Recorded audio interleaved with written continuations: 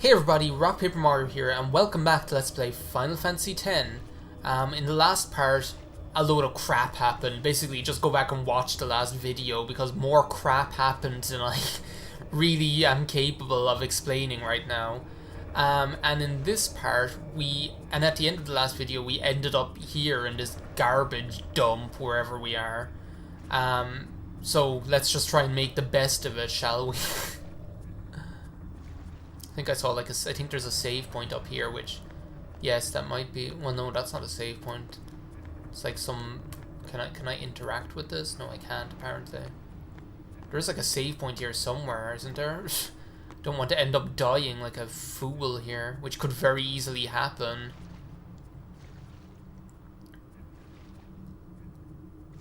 Very, very easily. Just don't even, don't even bat an eyelid if I end up dying. Oh wait a second, I don't know where I'm going. I'm here trying to wander into this mess.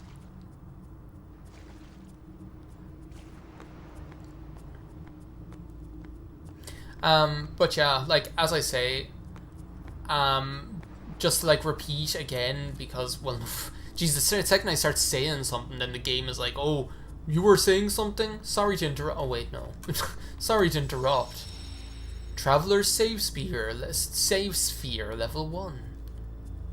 Save. We'll save here. Oh my god, there's a load of crap here.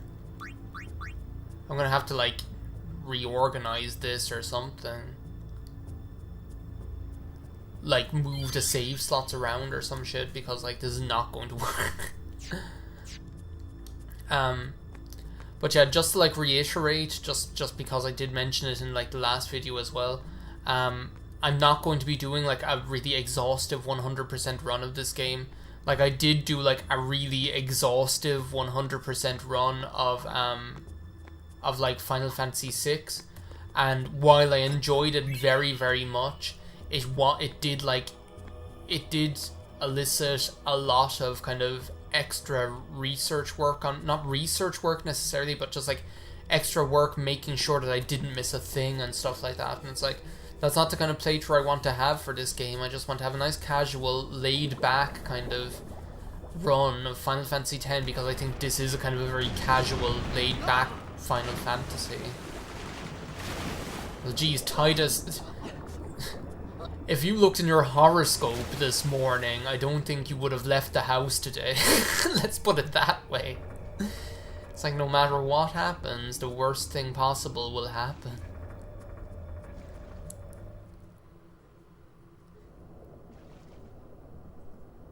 And it is true, I mean, poor Titus just kind of we still don't know why he's even drawn into this whole mess, you know? There's still not really any reason for him at this point to be being attacked by these monsters into the bargain.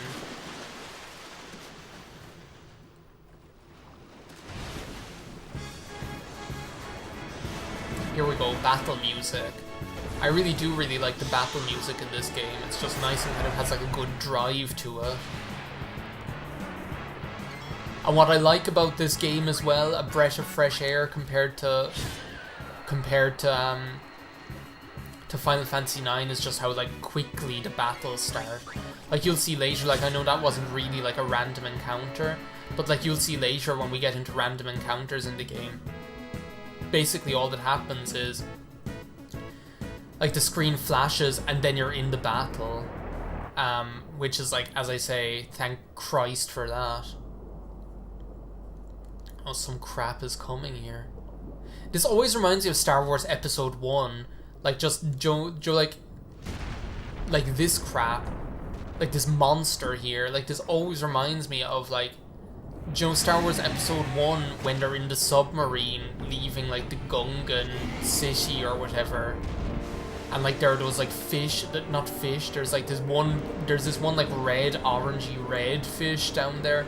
And there's also this big other monster down there.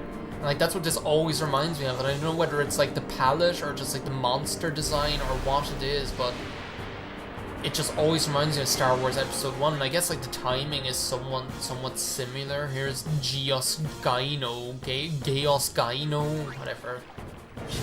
I'm gonna call him Dummy is what I'm gonna call him. He's like some weird fish octopus thing.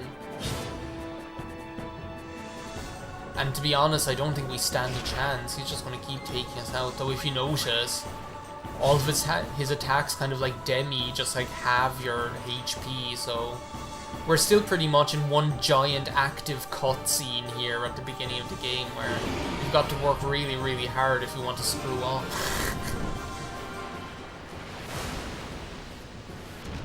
Jeez, good dodging, Tex.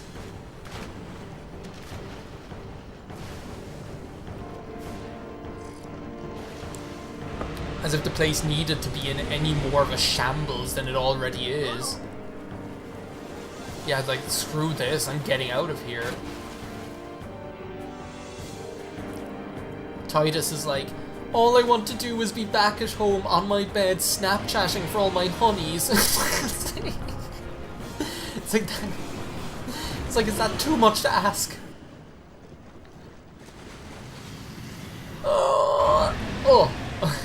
It's like so weird, like they show that shot and you actually are, for like a period of time, half your body is like inside in his mouth. It's just so like, ugh. It's crazy. It's like, you. Do you know, I'd ask what the fuck is gonna happen next, but I'm almost afraid to.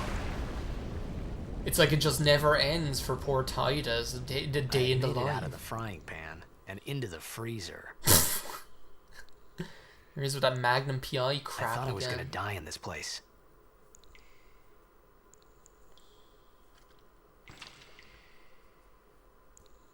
Though I guess that's just kind of like to punctuate the fact that, jeez, sometimes it's hard to tell where you can walk here and where you can't walk. I suppose the fact that like he does that where he like talks to the audience, that's just like to further remind you that like from the beginning, like this is all like a story that he's like telling us from that cutscene at the beginning of the game, that kind of way. Like that cutscene at the beginning of the game, he's basically like, oh well, this is my story and I'm gonna tell you my story. And now what we're actually seeing and playing and doing is him recounting that, so, which I guess is pretty cool. I mean, it doesn't really happen a lot in these games that you see a narrative structure like that, because like what you do, like what you think is yeah, fire. Need fire. It's like, what about your pronouns? Oh, this is like really cool music as well. It's like, do I like I'm probably going to end up talking so much about the music in this game as it is because it's just so good. So yeah, we've got this like weird little like, yeah, I'm examining. Hello, I'm pressing the X button, you dork. There we go, jeez. Like, wait, it was saying examine on the screen and then it was like, but you can't examine. But yeah, I adore the music in this game as well. I mean, it just continues the tradition of like amazing Final Fantasy game music, really. But yeah, as I say, it's not like that's not like a kind of a narrative structure you see a lot of the time in video games, just because, like, I suppose they're kind of scared of like revealing. Okay, there's like nothing here apparently. Or is there? Apparently, I can like go up here, but I can't. According to the map anyway, though, since when has that been helpful? I suppose they're kind of like scared, like, oh, but if we do that, then we reveal that by a certain point later in the game, these characters are there, and it's like, well, do you know what, that's not even really a big deal, is it? Because we can't go through there. That's not even really a big deal, is it? Because it's like, what are you revealing? That these people are all alive? And like, even at that, like, someone playing the game for the first time doesn't know like what point in the future of the game that is. Like, they know like the point that you're showing is some point later on in the game, but they don't know exactly like which point it is, like, you know, so still like the relevance of that isn't there, and because of that, like, to be honest, you don't need to worry about, like, oh, if I, like, showed a point later in the game at the beginning of the game that it's going to be like a spoiler or something.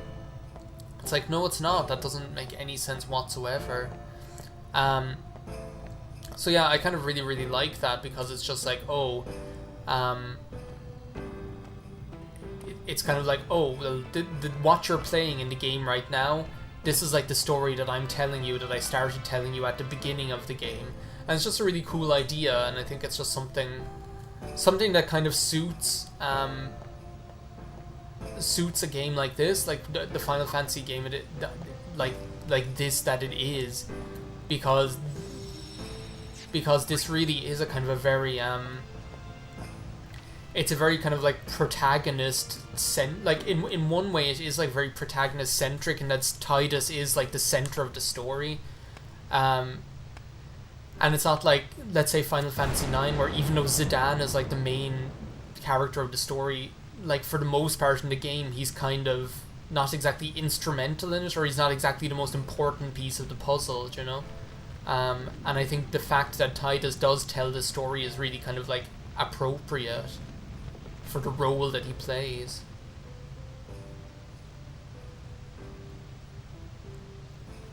Oh. Here it comes. Here it comes. The line.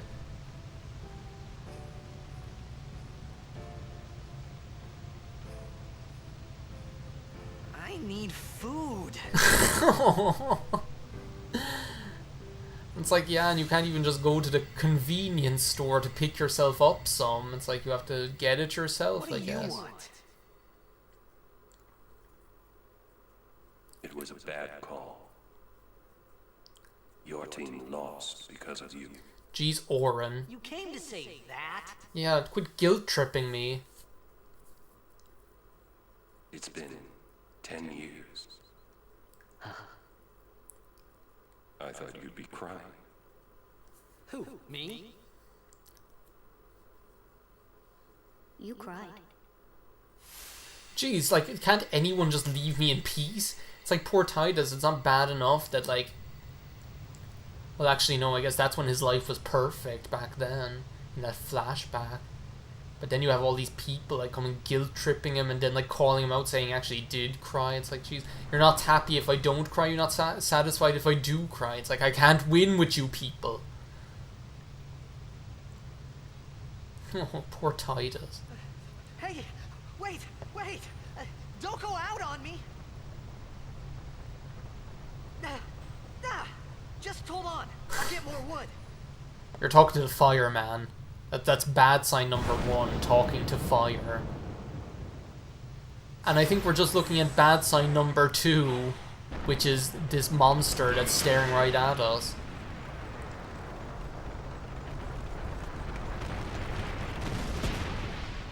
Jesus.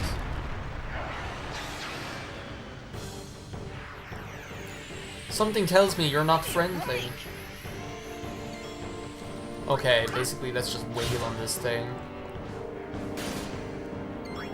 He's a heavy hitter. I really love how, like, the battles, like, they show all these, like, really cool, like, angles here, and the, like, camera rotates, and you'll see that, like, time and again, like, later, going through the game, where, like, it really makes you feel like you're in the action or something. I better, like, heal up here. I've got, like, 10 potions, and I'm not using any of them. Here I am just sitting on them. What am I waiting for? They're, like, their stock to increase or something before I go ahead and use them. Don't tell me your friends are coming as well.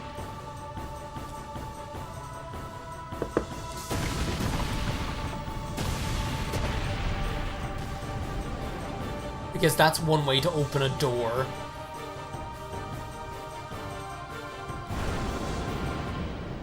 You know, you could have just knocked. So here I have these punks just blowing up the place.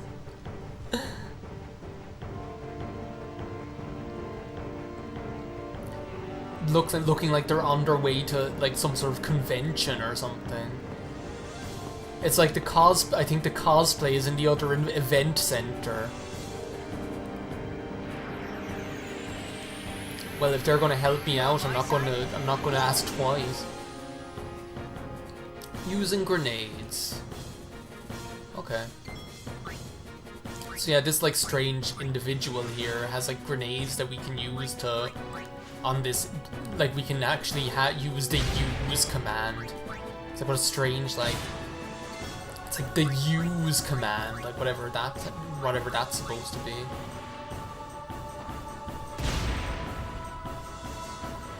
It's just always like struck me like as a strange I don't know why I attacked there, I meant to steal. I got mixed up between whether it was Titus or mystery person here.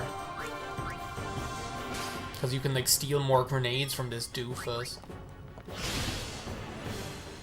Though I think that's it. No, it's not. Okay, you've still got some juice in you.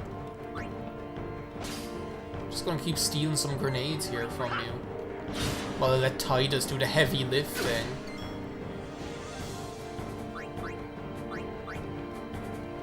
Couldn't steal anything, so you've got none left? Well, that's great. As I say, I might as well use the potions. You're gonna end up with like about 100 potions later on in the game than not doing anything with them. I don't think you've got enough HP left to warrant using another grenade. Yeah, there we go. And of course, our first victory team of the game. Do you know what? You've got some cheek taking my experience without even telling us what your name is. It's like the way in Final Fantasy XII that Larsa jerk takes all your experience. I'm sorry, Larsa, I didn't mean to criticize you.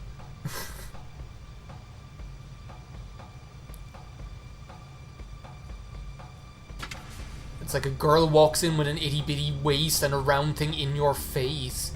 And Titus gets sprung. Wanna pull up, huh? Because you know that those buns are stuffed deep down in the jeans she's wearing. I'm hooked and I can't stop staring.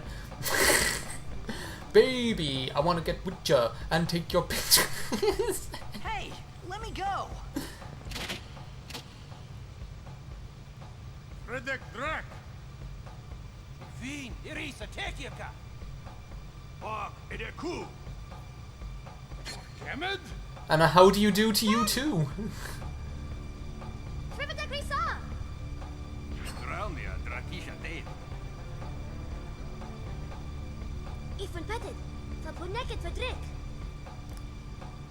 Oh my god, please don't sell me into sex slavery.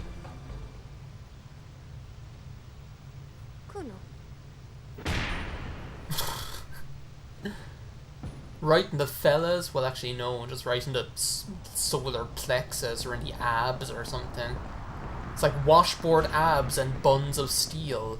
Your fitness increased by 1 point. Well, this ain't The Sims, son. This is the real world now.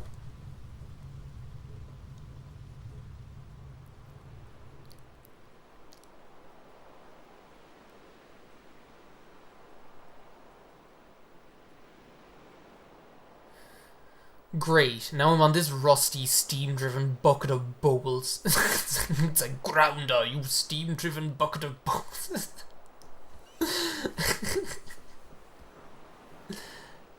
It's like, what did I do to deserve this? This unfortunate series of unfortunate events that I'm being faced with.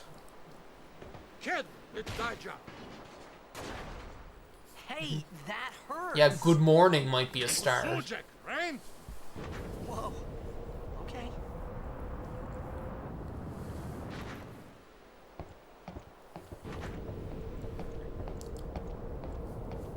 Canis.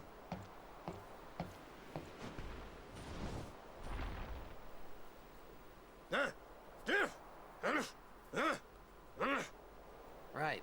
Whatever. Big? Oh my god.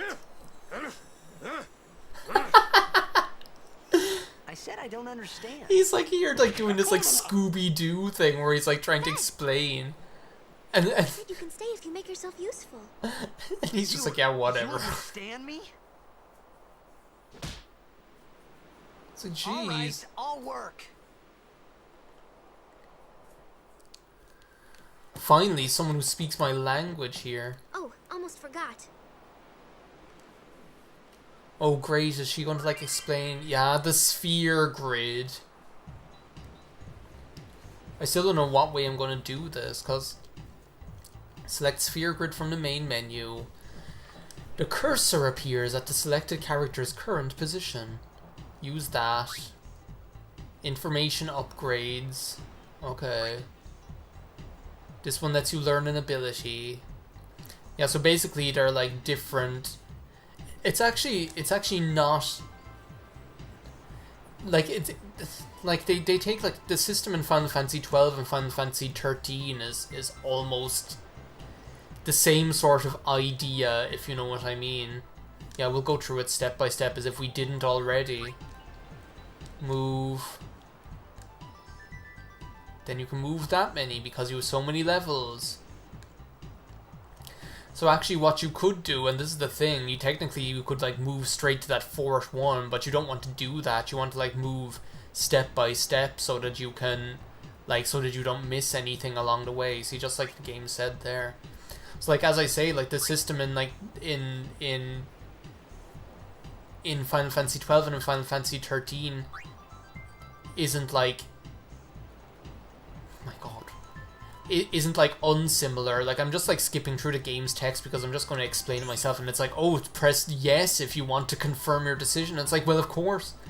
Where basically you control the pace at which your character learns which abilities is basically what I want to say. And like with the sphere grid, like in its current form, I'm using the standard sphere grid. I could access like the international sphere grid if I wanted to. So now I have to use an ability sphere because that's an ability node. So to learn an ability, you have to use an ability sphere. I'm using the standard sphere grid, which is kind of like it's a sphere grid of two halves, I guess, really, because like for like initially in the game, you kind of initially in the game you're kind of on a set path that you can't deviate for each character, which kind of like locks each character into a certain role, and then like after you've kind of developed them in that role, then you get the freedom to move them pretty much wherever you want. Whereas like so they'll all start, like your characters will start in different parts of the sphere grid and just kind of move around, because there's just kind of one sphere grid that looks the same and all the characters are on it at the same time, kind of. So basically, I don't know what I'm saying here. So basically, like in the international sphere grid, they all kind of start in the middle rather than starting in their own specific roles, and then you can decide for each character where you want to bring them from the very beginning of the game. Yeah, this is just like explaining it in minute detail here, like it's clicking through like different menu items.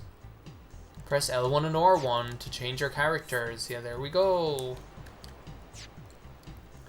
So yeah, that's the sphere grid. As I say, since this is like the PAL copy of like the PS2 game, I do have access to the international sphere grid, whereas like in the American release of the PS2 original, you only had access to the, yeah, here we go, thank you, finally.